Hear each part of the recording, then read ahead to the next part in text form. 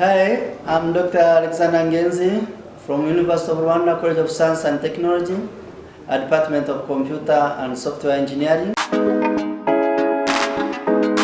Good morning, dear students, once again. Good morning, everyone. We are still continuing from where we stopped last time, which was discussing the second chapter. We discussed about the second chapter, which is the Z transform. The Z transform is established in the sense that it can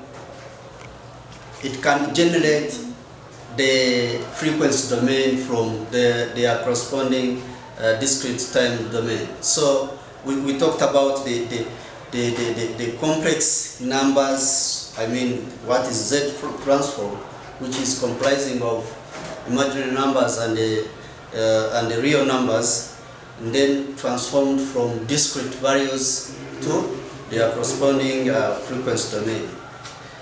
We saw some of the formulas, and we had some calculations and by giving some examples, and we went ahead after discussing the Z transform.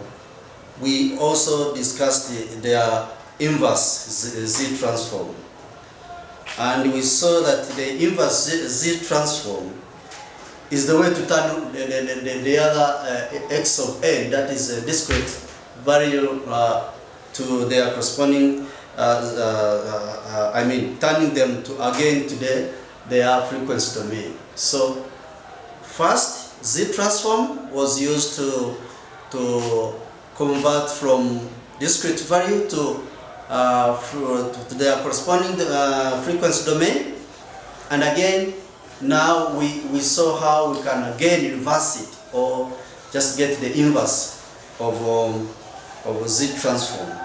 And we saw some of the formulas. We are not going to continue from these formulas, and we discussed the relationship between the Z transform and the inverse Z transform. We also talked about the way how you can resolve the inverse Z transform using three methods. Number one was the inspection method. Number two was partial fraction method, or partial fraction expansion. We also discussed the power series expansion. Those are three main methods of how you can obtain the inverse Z transform. Suppose if you are given number and you want to perform partial fraction or any long division method, there were some steps that you have to perform. If you are given a number in a purely Z transform and you want to obtain its inverse, then you have to follow some of the easiest steps that we discussed last time, but we are going to continue from where we stopped.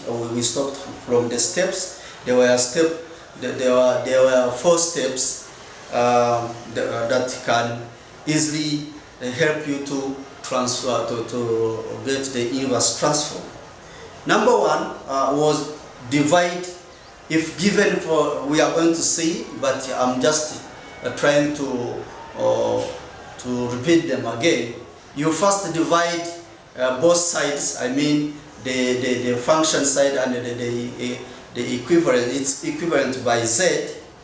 Then you perform partial fraction. We are going to see it using some examples. We also multiply. Step number 3, you have to multiply both sides. You divide by z. You perform partial fractions. Then you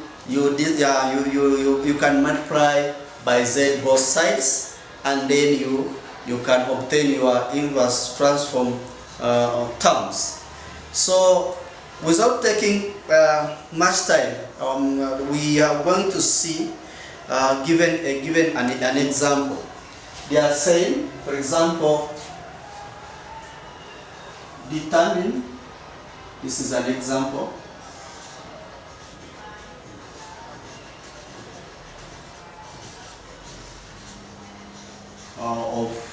can call it example 1, or we continue from where we stopped. For example, they said determine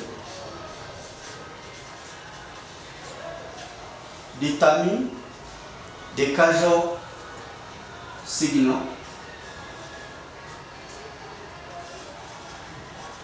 Do you still remember what is a causal signal or causal system? If causal signal of xn, if its Z transform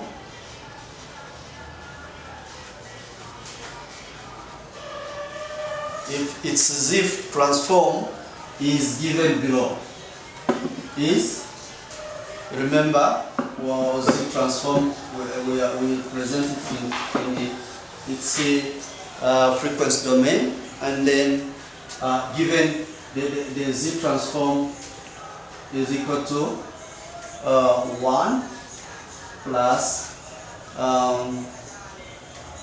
3Z minus 1. Those are they are shown in a power series form, over 1 plus 3Z minus 1 plus 2Z minus 2, of course. Then, yeah. So suppose if you are given a number like this one, first of all, it is shown in this form. It can be power series form or a partial fraction. Okay, it is partial because you can see it's giving some numbers. So the first step here we are going to do is to eliminate the negatives. See these negatives, you see? All these negatives. You are going to eliminate them to get a complete Z transform. So how do you eliminate them? You are going to multiply, because so getting rid of this one, you are going to multiply the denominator by Z squared. Okay, Z squared. So you are going to multiply both numerator and that is both numerator and denominator by you multiply both numerator and that is number 1 by, and the denominator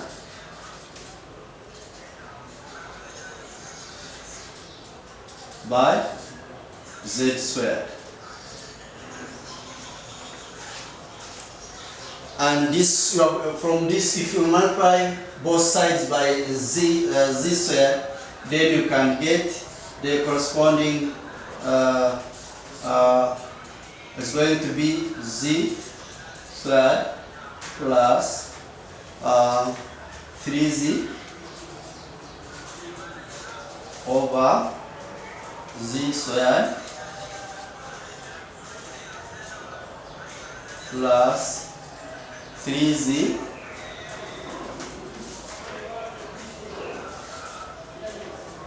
then plus 2. So this is the corresponding Z transform, which is free of partial fraction. So that was number 1. So the next step is going to be you divide both sides by Z. So you are performing a partial fraction expansion. So in this particular case, your example here is going to be partial fraction.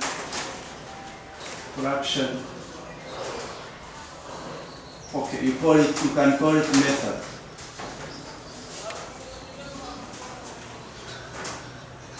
So the first step, we have to multiply both sides, both numerator and denominator by z squared. You obtain this one. Then the second step is going to be dividing both sides by of the partial fraction by z. So you are going to dividing the function by z. You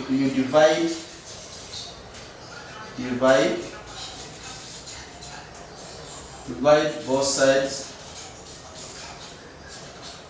That is x of z and its corresponding value by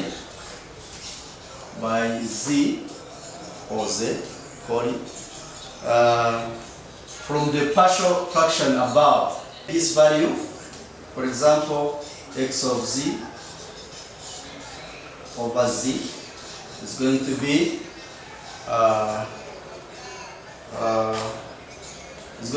if you divide this one, it's going to be z plus 3, because you have divided this one over, then you factorize. You are going to factorize these values and you get z plus 2. These are the factors that you find from your partial fraction of z plus 1. So if you use quadratic equation by factorizing this one, you can get this. And this one, you using the partial fraction method, you remember we always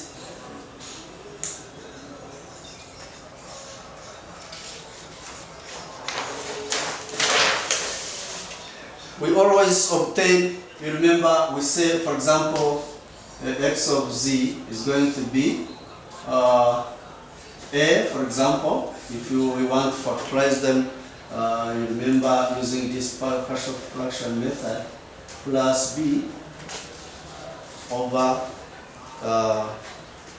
the second term here, z plus 1.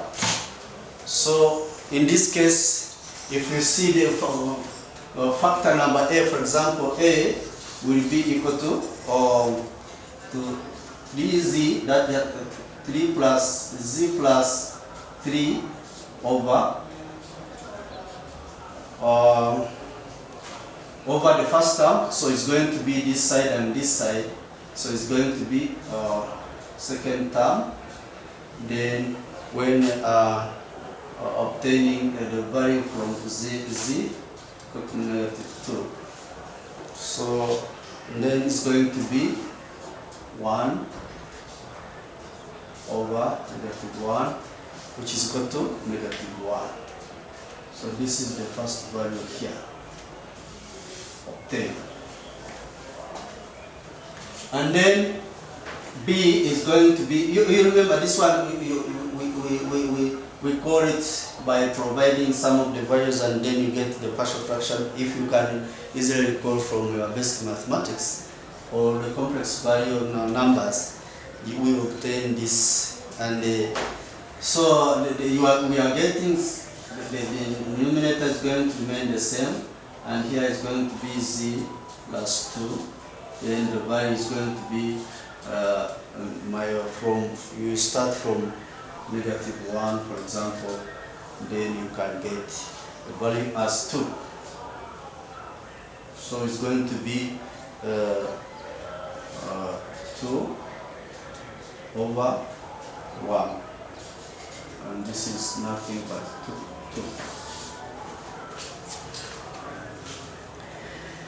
So you can substitute your values.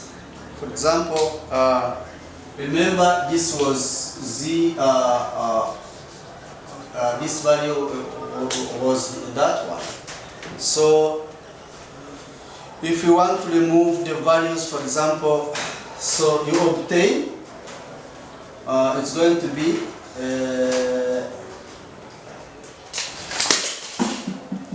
it's going to be x of z, which is going to be over z.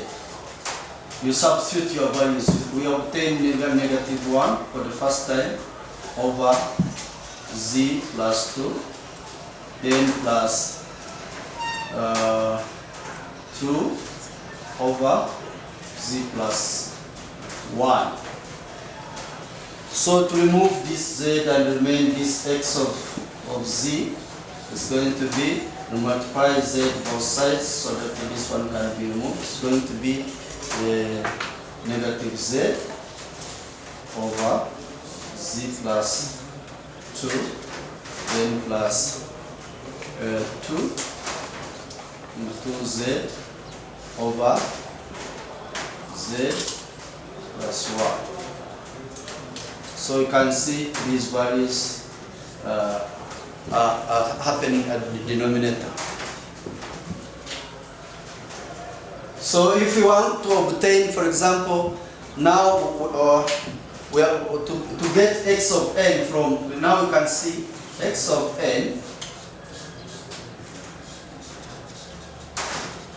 hence we are going to obtain x of n. Remember, it's going to be,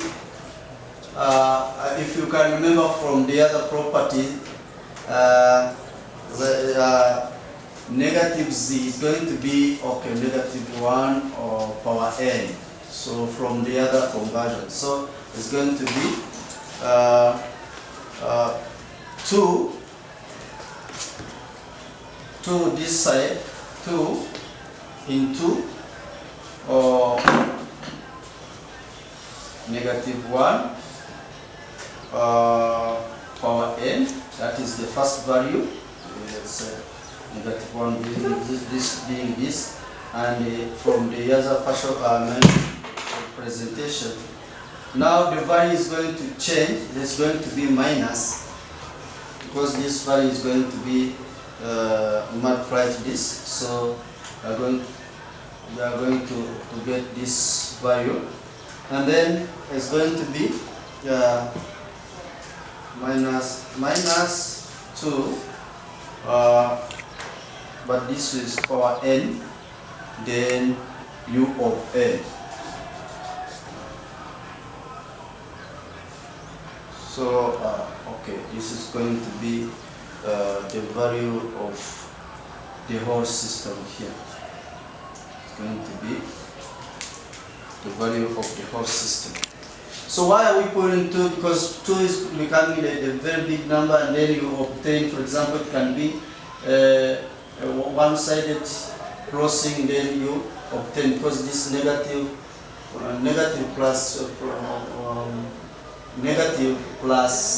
plus, then it becomes negative, then the value becomes in middle. So students always make some mistakes when they don't consider these values, because if you put here plus, then you would have made a mistake, because at least you pull out the negative value and then you put it there, so that you put here plus. It's the same as just pulling this one, then it is multiplied the whole in the whole system. So this was its corresponding discrete value, just getting the value from its frequency domain. So you can see we have obtained using the partial fraction expansion, obtaining the discrete value as we are looking for. So this is very, very important to note this. So there is another example here. You can have an inverse z transform of xz, which is equal to 8z minus 90 over z minus 2. So this is a z transform, not inverse z transform.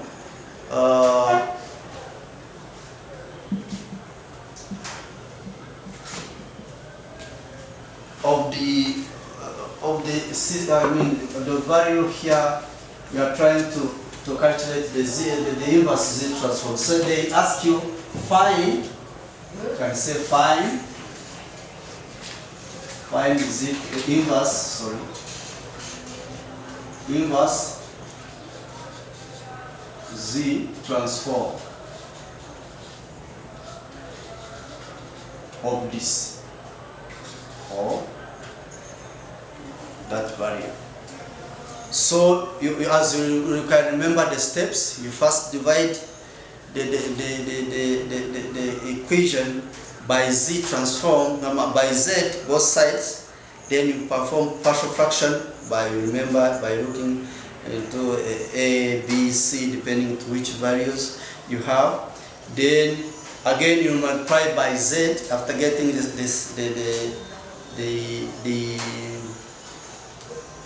the response or the answer, then you can perform the value accordingly. So first of all, we are going to divide. So by dividing this, we are going to have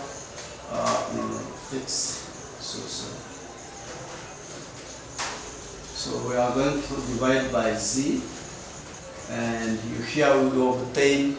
We can obtain 1 over z. Okay, we can just say 1 over z. Of course, it's going to be 8z plus minus 19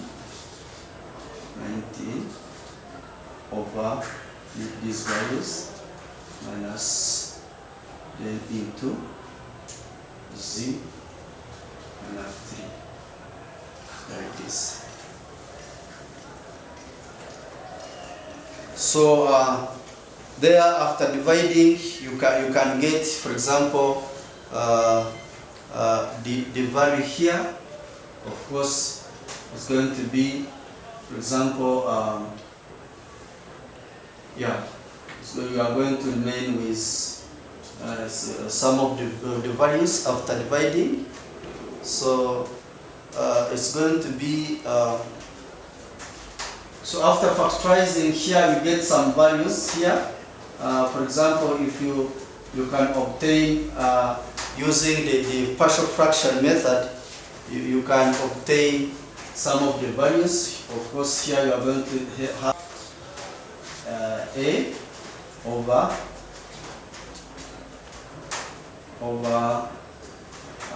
z minus 2 then plus b, because there are two values, z minus 3. So you find the value from a is going to be, for example, z, okay, it's going to be z minus 3. No.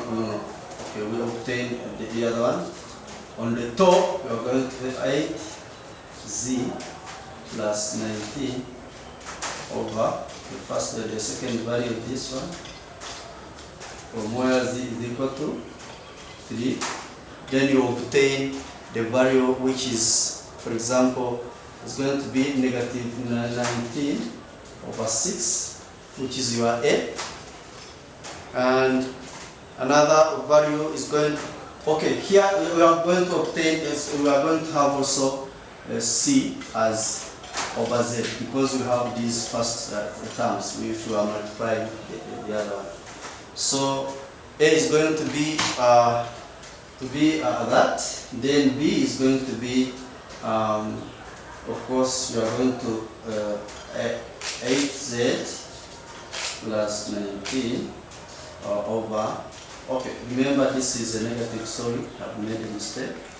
So this one also is negative over, in this case going to be over z minus 2, starting from z equals 2 here, then you are going to obtain value as 3 over 2 or 3 halves as b, Then you can obtain C this side, because we have obtained three values, three numbers, values. And then you can obtain your Z from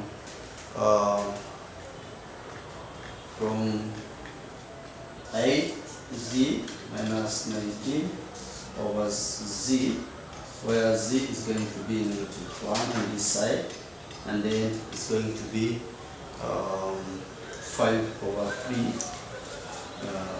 as your value. So if you sum up these values, you are going to get, I hope you understand how we are obtaining the partial fraction from our mathematical background, the way how I showed you how we can get C.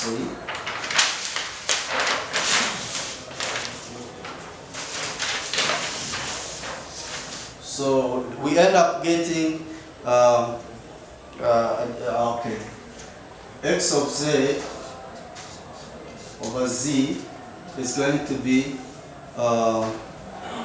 19 over 6. That is okay, over z, because remember this one is going to be then 3/2 divided by z minus 2. Then you end up getting the value, the last value of z minus 3. So you can see this is A, B, C, like that. Okay. If that was a division, I mean partial fraction method, by dividing z, then you can multiply by z to get rid of the, then we remain with x of z, which is going to be the value. If you divide, you pull this one, it's going to be 19 over 6 plus 3/2, then plus this value is going to be, you have pulled out the 3, and remember, if multiplying z is going to be on the top, z minus 2, then plus 5/3 into z minus z over z minus. So it's going to be in that way. So just taking its inverse in that way. So here we are going to see how if you have these values, you can easily get the x of n. So we are combining number 1, the first value, number 1, and the last step, which is going to be x of n is going to be the first term. Remember, when this value this is going to be a unit impulse, which is going to be 19 over 6, then unit impulse, if you can do this like this, of n, that is the first term, and then plus 3/2. This is going to be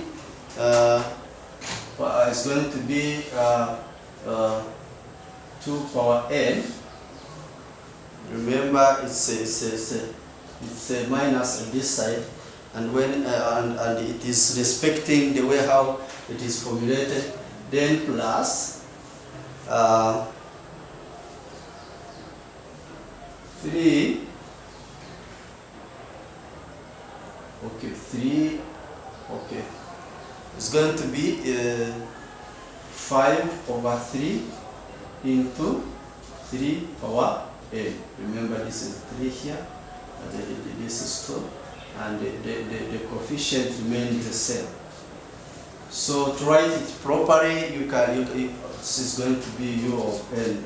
Remember this function. This is very important. you have to remember this, because if you don't remember this, then you will have failed to get the correct answer. So in this case, we are going to obtain our 4, so it's going to be 19/6. So it's going to be n plus 3/2 into 2 power n plus 5/3 into 3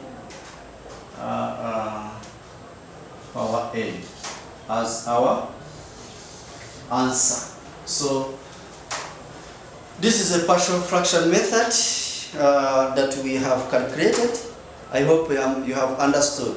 So there are similar answers here.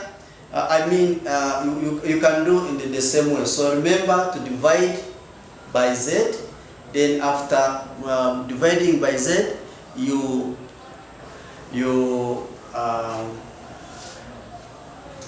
calculate it by using partial fraction. Remember the a over the coefficient, the value there, and there you can get your results as a partial fraction. Then you multiply it by z again. Then you can obtain your discrete value. So remember, this is x of n, which is, for example, for the inverse z transform. So we are taking x of z to x of small n. This is what we are looking for. This was also, okay, sorry, this is z transform, and here if we want to get its inverse, then we take, okay, it's true, it's inverse z transform, and if we want to take it from a discrete value, we take x of n to its corresponding frequency domain. So this transformation can be equally useful for you to memorize what it means and to know the reason why this is done. So this is very important to know. There are similar examples. I cannot continue with this one, but we also will see some other methods. For example, if I can remind you what we have discussed before. We discussed z transform or z transform, and we said that the reason why we are doing z transform is to convert the values in a discrete domain to their corresponding time domain, and then went ahead and discussed about the inverse z transform, which is the opposite of the z transform, that is going to convert the discrete again